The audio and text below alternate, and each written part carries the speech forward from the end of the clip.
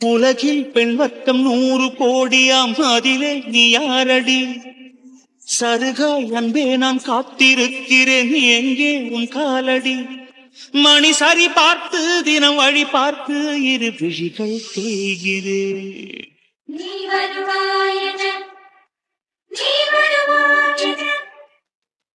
பார்த்து கௌதம், எனக்கு உங்களை ரொம்ப ரொம்ப பிடிக்கும். பிடிக்காதுன்னா போய் சொல்ல விரும்பல. ஆனா பிடிக்கதையும் தாண்டி அந்தஸ்துன்னு ஒண்ணு இருக்குதே, அந்தஸ்து கௌரவம்னு இருக்குது. நீங்க ஸ்டேட்டஸ்ல மலை மாதிரி, நான் உங்க கால் தூசி கூட வர மாட்டேன் கௌதம். உங்க வீட்டுல குறிப்பா உங்க சித்திக்கு என்னை கண்டாலே பிடிக்காது. கல்யாணங்கிறது ரெண்டு மனசு சேர்றது மட்டும் இல்ல, என்னை பொறுத்தவரை ரெண்டு குடும்பம் சேர்றதுதான் கல்யாணம். கௌதம், நீங்க ரொம்ப பணக்காரரு, ரொம்ப அந்தஸ்தானவர், ரொம்ப அழகானவர்னு நினைச்சு உங்களை பிடிக்கும்னு நான் சொல்லல. அதையும் தாண்டி நல்லா கேரிங் பண்றீங்க, பொண்ணுங்களுக்கு ரொம்பவே இம்பார்ட்டன்ட் கொடுப்பீங்க. உங்களை மாதிரி ஒரு புருஷன் கிடைக்க கண்டிப்பா எந்த பொண்ணும் கொடுத்து வைக்கணும். படிப்புல கோல்டு மெடல் வாங்குறத விட என்ன கேட்டா லைஃப்ல நல்ல புருஷன் கிடைச்சாலே ஒரு பொண்ணுக்கு கோல்டு மெடல் வாங்கின மாதிரி தான்.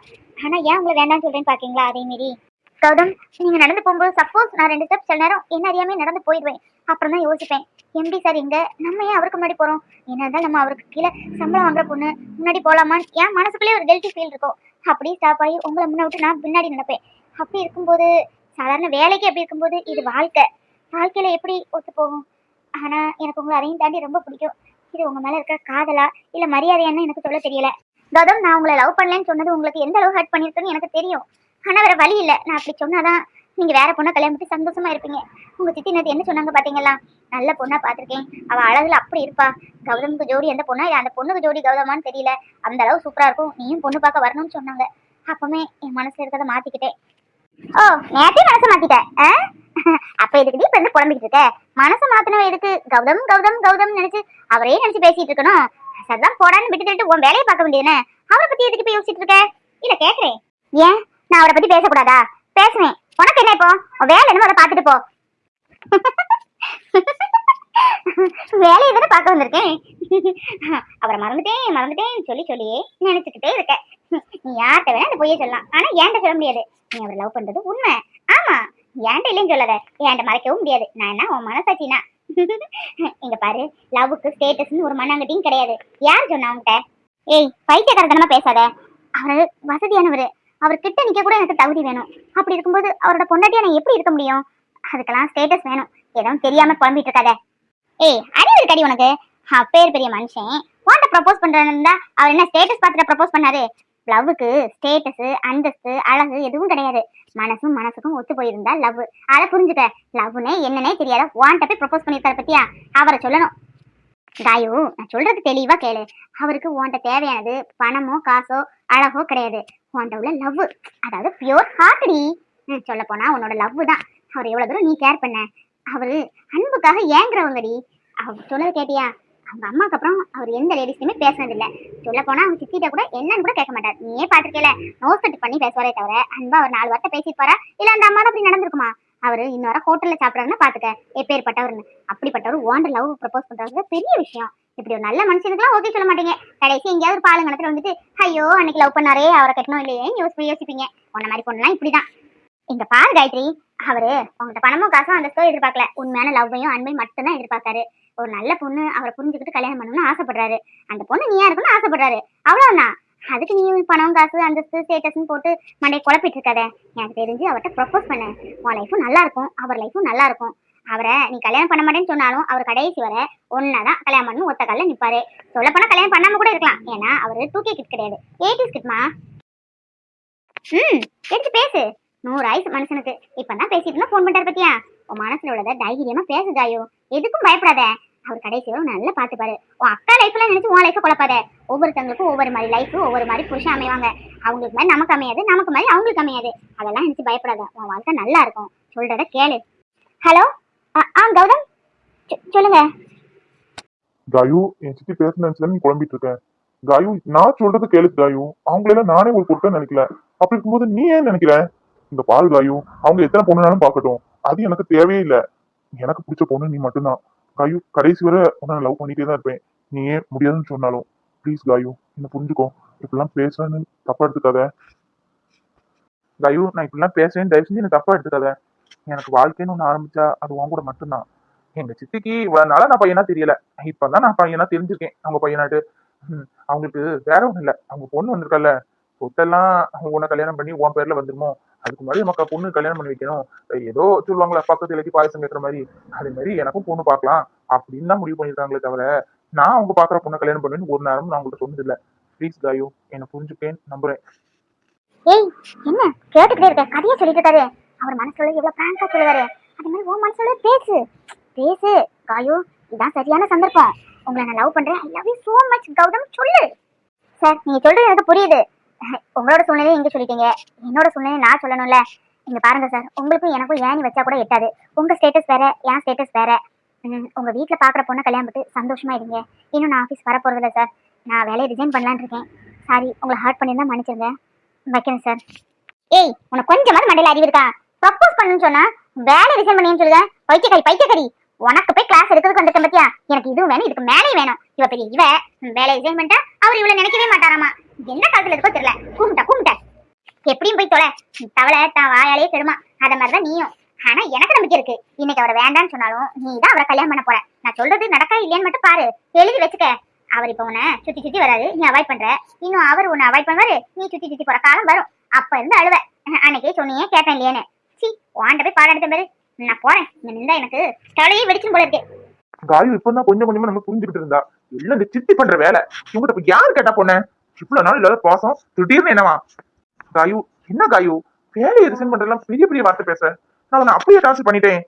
லவ் பண்ணது சொல்லாம இருக்கிறதும் தப்பு, அதான் சொல்லிட்டேன். இதுல என்ன இருக்கு?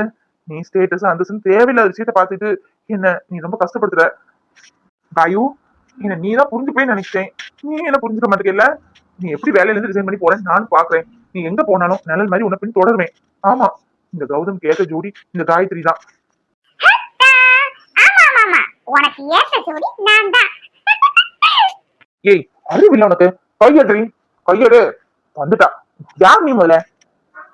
என்னது யார் நீயா? என்ன மறந்துட்டியா? சுகு சுகன்யா, இங்க பாரு, நியாயமா நான் தான் உன்னை கோபப்படணும். நீ ரொம்ப ஊரா கோபப்படுற. நம்ம ரெண்டு பேரும் கல்யாணம் பேசிட்டு இருக்காங்க. எப்பவே உன்னை பார்க்க வரணும்னு நினைச்சேன் தெரியுமா? எங்க வீட்டுல விடுறாங்க. இப்போ உனக்கும் எனக்கும் வீட்டுல கல்யாணம் பேசி ஓடிட்டு இருக்கு. இன்னும் பார்க்க விடலன்னா எப்படி? ரெண்டு பேரும் பேசி ஒருத்தங்க புரிஞ்சதுக்கு அப்புறம் கல்யாணம் பண்ணணும் என்னோட ஆசை. அதான் லீவ் விட்டு ஓடி வந்துட்டேனே. என்ன திடீர்னு பாசம் பொத்துட்டு வந்திருக்கு? இவ்வளவு நாள் அத்தான் உயிரோடு இருக்கானா செத்து போயிட்டானு கூட கேட்க ஆள் இல்ல. இப்ப திடீர்னு வந்து முளைச்சு வந்திருக்கு புது பாசம். ஆச்சரியமா இருக்கு உங்களை எல்லாம் பாக்குறதுக்கு. எனக்கு எப்படிதான் உங்களால முடியுதோ திடீர்னு பேசுறது, திடீர்னு நாடகம் போடுறதெல்லாம். யார் சொன்னாங்க? அடிக்கடி உனக்கு போன் ட்ரை பண்ணதான் செய்வேன், நீ தான் எடுக்க மாட்டேன். உன் செக்ரட்டரி எடுப்பாங்க, எடுத்து சார் இல்ல சார் பிஸியா இருக்காங்க, அந்த மீட்டிங்ல இருக்காங்க, இங்க இருக்காங்க அப்படின்னு சொல்லிட்டு போனை வச்சுவாங்க. உன் பர்சனல் போனே கிடைக்க மாட்டேங்க. வீட்டுல உள்ளவங்களுக்கு கூட உன் பர்சனல் போன் நம்பர் கொடுக்க மாட்டேன். இங்க பாரு, ஒழுங்கா மூட்டை முடிச்சுலாம் கழட்டிட்டு கிளம்பிக்கிட்டே இரு. இந்த கல்யாணம் சொல்லிட்டு இந்த பின்னாடி ஆயிரம் வேலையெல்லாம் வச்சுக்கிடாத. எங்க அம்மா போனபடி சரி, யாருமே எனக்கு வேண்டாம், சொந்த பந்தமே யாரும் கிடையாது. நான் பாட்டு ஒதுங்கி செவனேன்னு இருக்கேன். இப்ப வந்து கல்யாணம் காட்சின்னு என் பின்னாடி அலைஞ்ச நல்லா இருக்காது, பாத்துக்கோ. அதான் உன் கோபம் நியாயமானதுதான். இவ்வளவு நாள் பார்க்கல பேசல, திடீர்னு வந்து நிக்கேன்னு கேக்குற, எல்லாம் ஓகே. யார் சொன்னா நான் உன்னை தேடல உன்னை பாக்கலேன்னு? உன் போட்டோவை தினம் எங்க வீட்டுல வச்சு பாத்துட்டு தான் இருக்கேன் தெரியுமா? சின்ன பிள்ளைல எல்லாரும் ஒன்னா பேசுவோம், விளையாடுவோம், எடுப்போம். அத்தை இறந்ததுக்கு அப்புறம் அப்படியே குடும்பம் பிரிஞ்சு போச்சு. இப்படிலாம் நடக்கும் நான் நினைச்சே பாக்கலட்டா. நான் உன்னதான் கல்யாணம் பண்ணோம் அன்னைக்கு இருந்தே நினைச்சிட்டு இருந்ததுதான். என்ன உன்கிட்ட பேச விட மாட்டாங்க, பார்க்க போகணும்னு சொன்னா கூட கூட்டிட்டு போக மாட்டாங்க. இப்ப அப்படி இல்ல. அது ஒரு காலம், இது ஒரு காலம். நீங்க எல்லாம் மாறும்னு சொல்லுவாங்க பத்தியா, அது இப்ப மாறி இருக்கு. எங்க அம்மா ஹாஸ்பிட்டல்ல ஒரு வாரமா இருந்தாங்க. ஒரு நாளைக்கு வந்து எட்டி பாத்துருப்பீங்களா? அப்பம்னா வேண்டாம், இப்ப மட்டும் வேணும் இல்ல? விட்டா என்ன திட்டி வீட்டுக்கு அனுப்பிட போல இருக்கே. நீங்க என்ன திட்டினாலும் வீட்டுக்கு போக கூடாதுன்னு முடிவுலதான் வந்திருக்கேன். திட்டா தாராளமா திட்டு, சாப்பிட்டு திட்டு. நானும் சுஜியும் சேர்ந்து உனக்காக ஸ்பெஷலா ஒண்ணு பண்ணி வச்சிருக்கோம், சாப்பிட்டு திட்டு. வா. ஏய் கையை விடுடி, மூட்டை முடிச்சு கட்டிட்டு கிளம்பி போயிட்டேரி. உன்ன யாரு கூப்பிட்டாங்கன்னு வந்திருக்க? திட்டுக்கிட்டே வா. ஐ திங்க் உனக்கு கொலஸ்ட்ரால் ரொம்ப கூட இருக்கும்னு நினைக்கிறேன். இன்னும் கவலைப்படாத, இன்னும் ஒரு மாசம் நான் இங்கதான் இருக்க போறேன். நாளை ஹாஸ்பிட்டல்ல போய் ரப்ப செக் பண்ணிடலாம். சுஜி, எல்லா வீட்லயும் பொம்பளை பிள்ளைங்க இருந்தாலும் வீடே கலகலப்பா இருக்கும்னு சொல்லுவாங்க. அது என்னமோ சரிதான். இவ்வளவு நாள் வீடே தூங்கினாப்ப இருந்தமா, நீ வந்ததுக்கு அப்புறம் வீடே வெளிச்சமா இருக்கு.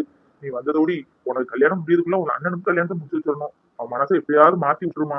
இவ்வளவு வருஷம் ஆச்சு, கடை சாப்பாடு தான், காலையில மத்தியானம் ராத்திரி எல்லா நேரமும் கடை சாப்பாடு சாப்பிட்டு உடம்பே கெடுத்து வச்சிருக்கான். நீதான் இன்னும் அண்ணனை வீட்டு சாப்பாடு சாப்பிட வைக்கணும். அது மட்டும் இல்ல, உனக்கும் அண்ணனுக்கும் ஒரே மேடையில கல்யாணம் பண்ணணும்னு நான் முடிவு பண்ணிட்டேன். நீ என்ன சொல்லுங்க? ஏன் கல்யாணத்துக்கு என்னப்பா அவசரம்? அண்ணனுக்கு தான் கல்யாணம் பண்ணி வைக்கணும். பாவம் அண்ணன் இவ்வளவு நாள் ஹோட்டல் சாப்பாடே சாப்பிட்டால, இப்பவாது அண்ணனுக்கும் சுகுக்கும் நல்லபடியா கல்யாணத்தை முடிச்சு வைக்கணும். அதுக்காக தான் நம்ம எனக்கிட்ட எப்படா படிப்பு முடியும் கிளம்பி வரலான்னு இருந்தேன். சமையல்லாம் பண்ணிட்டேப்பா, அண்ணன் வரட்டும் சாப்பிடலாம். ஏய் கைய விடு, கைய விடுன்னு சொல்றல. ஏய் சுஜி, இவளை யார் கூப்பிட்டா? வந்ததுல இருந்து இன்ச பண்ணிட்டு இருக்கா. முதல்ல வீட்டுக்கு அனுப்பி வை. என்னன்னு இப்படி சொல்றேன்? பாவம் சுகு, உனக்காக படிப்பு முடிஞ்ச கையோடி ஃபிளைட் பிடிச்சு ஓடி வந்திருக்கா. அவளை போய் ஊருக்கு அனுப்ப சொல்றீங்க? உனக்கும் சுகுக்கும் நீ கல்யாணம் முடிஞ்சு 2 பேரும் சேர்ந்துதான் அவங்க வீட்டுக்கு மறுவீடு போறதா அனுப்பிக்கலான்னு இருக்கோம். அது வரைக்கும் சுகு இங்கதான் இருப்பா. என்னது, எனக்கும் இவளுக்கும் கல்யாணமா? யார் சொன்னா? யார் கேட்டு முடிவு பண்ணீங்க? உங்க விருப்பத்துக்கு கல்யாணம் முடிவு பண்ணா அதுக்கெல்லாம் நான் படிக்காட ஆக முடியாது. இந்த பாரு சுஜி, இவளை முதல் வீட்டுக்கு அனுப்பு. இவ இங்க இருக்கிறது நல்லதா படல எனக்கு. ஏன் ஏன் நான் இங்கதான் இருப்பேன்? ஏன் தினமும் என்ன பார்த்து பார்த்து உன் மனசு மாறும்? அதுக்குதான் என்ன விட்டு அனுப்ப பாக்குற? அதெல்லாம் முடியாது. உனக்கு மனசு மாறணும். நீயும் நானும் ஜோடியா கைப்பிடிச்சு கல்யாண குழந்தை மனவடைக்கு போய் தாலியை கட்டிட்டு அப்படியே எங்க வீட்டுக்கு மறுவீட்டுக்கு போயிருவோம். இதுக்கு பைத்தியம் கீதை என்ன பிடிச்சிட்டா? எல்லாத்துக்கும் சித்தி தான் காரணம். யார் முதல் இவ்வளவு வர சொன்னா? என் நிம்மதியை கெடுத்ததே குடிக்கா இருக்கீங்க எல்லாரும். அண்ணே பாவனே, வந்த முத நாளே இப்படியே திட்டுவேன். நான் உனக்காக ஸ்பெஷலா சமையல் பண்ணி வச்சிருக்கேன். நான் இல்ல, நாங்க 2 பேரும் சேர்ந்து. நீ சாப்பிட்டு எப்படி இருக்கேன்னு சொல்லு. அண்ணே என்ன ப்ளீஸ் நே, சாப்பிட மாட்டேன்னு மட்டும் சொல்லாத. உனக்காகவே நான் கேட்டரிங் கோர்ஸ்லாம் படிச்சு அதிலே பெரிய பெரிய சர்டிஃபிகேட்லாம் வாங்கி வச்சிருக்கேன், தெரியும்ல? போன வாரம் கூட 5 ஸ்டார் ஹோட்டல் இருந்து என்ன செப்பா கூப்பிட்டாங்க, போகலையேண்ணா. எனக்கு நான் படிச்ச டேலண்ட் எல்லாம் எங்க அண்ணனுக்கு சமைச்சு கொடுத்து எங்க அண்ணன் வாயால நல்லா இருக்குன்னு கேட்டதுக்கு அப்புறம் தான் எந்த ஹோட்டல் ஆனாலும் ஜாயின் பண்ணுவேன்னு சொல்லிட்டேன். எனக்காக இன்னைக்கு ஒரு நாள் சாப்பிடுனேன் ப்ளீஸ். ஹோட்டல்ல நீ சாப்பிடாத, இன்னும் நானே உனக்கு எல்லாம் பிடிச்ச மாதிரி சமைச்சு கொடுக்குறேன். சுகு கூட்டிட்டு வா. Saravanan sir, Saravanan sir. ஐயா, சரவணன் சார் வீடு தானே? ஆமா, சரவணன் வீடு தான். நீங்க யாரு? இல்ல, சரவணன் சார் சாயங்காலம் வீட்டுக்கு வர சொன்னாங்க, பாக்கணும். கொஞ்சம் கூப்பிடுங்களா சார்? சரவணா, சரவணா, உன்னை யாரும் பார்க்க வந்துட்டாங்க பாருப்பா. சரவணா அண்ணே வாங்க. உங்களுக்காக தான் எதிர்பார்த்துட்டு இருந்தேன். ரூபாய் இப்ப தானே எடுத்துட்டு இருந்தேன், சரியான இடத்துக்கு தான் வந்திருக்கீங்க. அண்ணே வட்டி எதுவும் வேண்டாம். உங்க ஒய்ஃபுக்கு ஹாஸ்பிட்டல் செலவு சொல்றீங்க, 3 மாசத்துல தரேன்னு இருக்கீங்களாண்ணே? 3 மாசத்துல கொடுங்க. இந்தாங்க, உங்க ஒய்ஃபை நல்லபடியா பாத்துக்கோங்கண்ணே. கிட்னி ஸ்டோன்னு சொன்னீங்கல்ல, பக்கத்துல இருந்து என்ன ஏதுன்னு கவனிச்சுக்கோங்க. ஏதாவது ரூபா தேவை இருந்தா கூட சொல்லுங்க, கொண்டு கொடுக்குறேன். என்னங்க, ரொம்ப ரொம்ப நன்றி தம்பி. உங்க பொண்டாட்டி பிள்ளைகளோட இங்க ரொம்ப சந்தோஷமா 100 வயசுக்கு நல்லா இருக்கணும் தம்பி.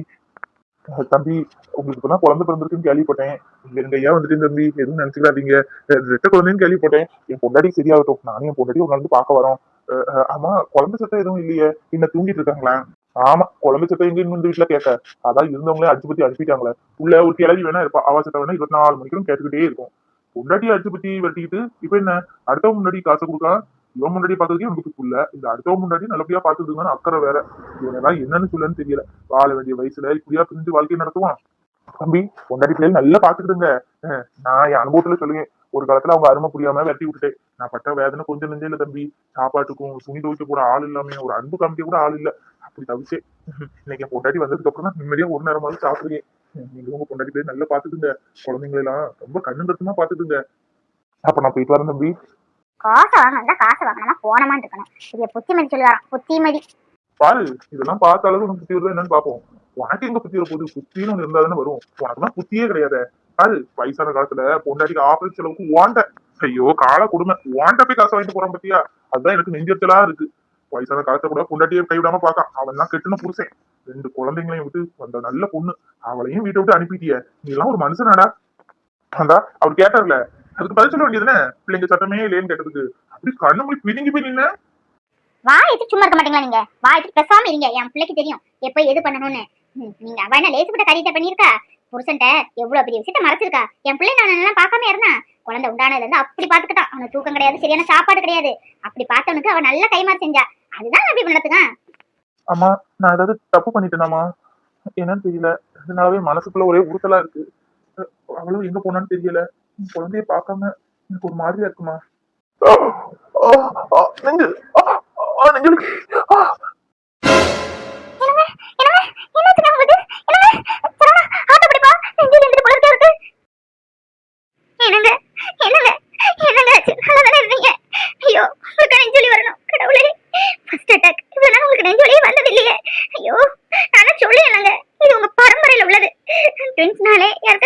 சும்மா விளையாட்டுக்கா சொல்லிட்டு இருக்கேன். பாருங்க, அவளை கூட்டிட்டு வாரேன்னு சொன்னதுக்கே உங்களை என்ன நிலைமைக்கு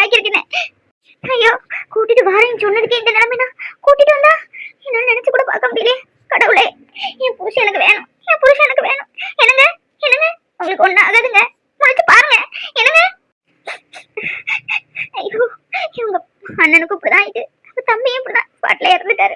ஐயோ கடவுளே, என் புருஷனுக்கு எதுவும் ஆகக்கூடாது, அவர் நல்லா இருக்கணும். ஐயோ கடவுளே, இப்படியா எங்க குடும்பத்துல வந்து விடியணும்? என் பையனுக்கு கல்யாணம் பண்ணி வாழ்க்கை இல்லாம இருக்கா, என் புருஷனோட படுத்த படுக்கையே இருக்காரு. ஐயோ நான் யார்கிட்ட போய் சொல்லுவேன்? அம்மா அழாதீங்கம்மா, இது தள்ளுறீங்க, அழாதீங்க. அதான் ஹாஸ்பிட்டல் சேர்த்துக்கல, அப்பாக்கு ஒண்ணும் இல்ல. ஐயோ அம்மா அழாதீங்க. அதுக்கு இல்லப்பா, நான் சொன்னல சரவணா, நீ கூட நினைக்கலாம் அம்மா நம்மளையும் நம்ம பொண்டாட்டி பிள்ளைய பார்க்காம பிரிக்காத அப்படின்னு நினைக்கலாம். இப்ப புரியுதா? அவளை கூட்டிட்டு வரேன்னு சொன்னதுக்கே உங்க அப்பா என்ன நிலைமை இருக்காரு பாரு. இதுக்கு வேண்டா படிச்சு படிச்சு சொன்னேனா? அவ ஆரம்பத்திலேயே சொல்லியிருந்தா இவ்வளவு நிலைமை வந்திருக்குமா? ஐயோ உங்க அப்பா படுத்து படுக்கையா இருக்காரு ஐயா, நல்லா பேசிக்கிட்டு இருப்பாரு. அவருக்கு நெஞ்சு வலி இவ்வளவு நாள் வந்திருக்காரா? நீ ஏன் யோசிச்சு பாரு. அப்பாவுக்கு இவ்வளவு நாள் நெஞ்சு வலியே வரல, பாவம். அப்பாவுக்கு இப்படி வந்துட்டு எனக்கு ஆச்சரியமா தான் இருக்கு. இப்ப சொல்றேம்மா, எனக்கு பொண்டாட்டி பிள்ளைகளை விட நீங்களும் அப்பாவும் தான் முக்கியம். நீங்களும் அப்பாவும் தான் முக்கியம். என்னை ஏமாத்திட்டு போனவா எனக்கு வேண்டாம், நீங்க தான் எனக்கு வேணும். அப்பா பாத்துக்கோங்கம்மா. இந்தாங்க மெடிசன் வாங்கிட்டு சொன்னாங்க, பிடிங்கம்மா, அழாதீங்க, அப்பாவுக்கு ஒண்ணும் ஆகாது. அதுக்குலப்பா நீ நினைப்ப இல்ல, ஆனாலும் அம்மா நம்ம வாழ்க்கையை கெடுத்துட்டான்னு நினைக்க கூடாதுல. இப்ப புரியுதா? இப்ப புரியுதா நான் எதுக்கு தடுத்தேன், எதுக்கு வேண்டான்னு சொன்னேன்னு? புரியுதுமா, புரியுது. இல்லாட்டாலும் எனக்கு அவ கூட வாழணும்னு என்ன இல்ல. என் பிள்ளைய ஒரு தடவை பாத்திர மாட்டேனா, கையால தூக்கிட மாட்டேன் இருக்கே தவிர எனக்கு அவ கூட வாழணும் வாழ்க்கையே வெறுத்து போச்சு.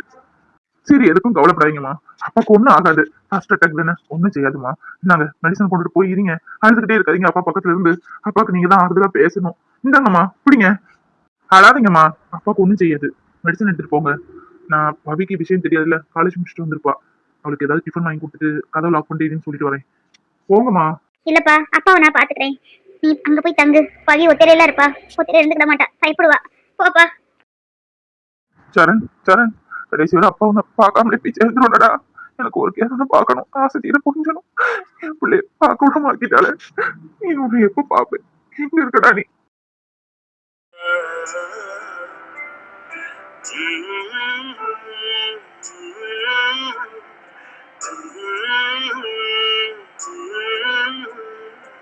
வெள்ளை புறா ஒன்று போனது கையில் வராமலே, வெள்ளை புறா ஒன்று போனது கையில் வராமலே, முதலெழுத்து தாய்மொழியில் தலையெழுத்து யார் மொழியில் என் வாழ்க்கை வான்வெளி.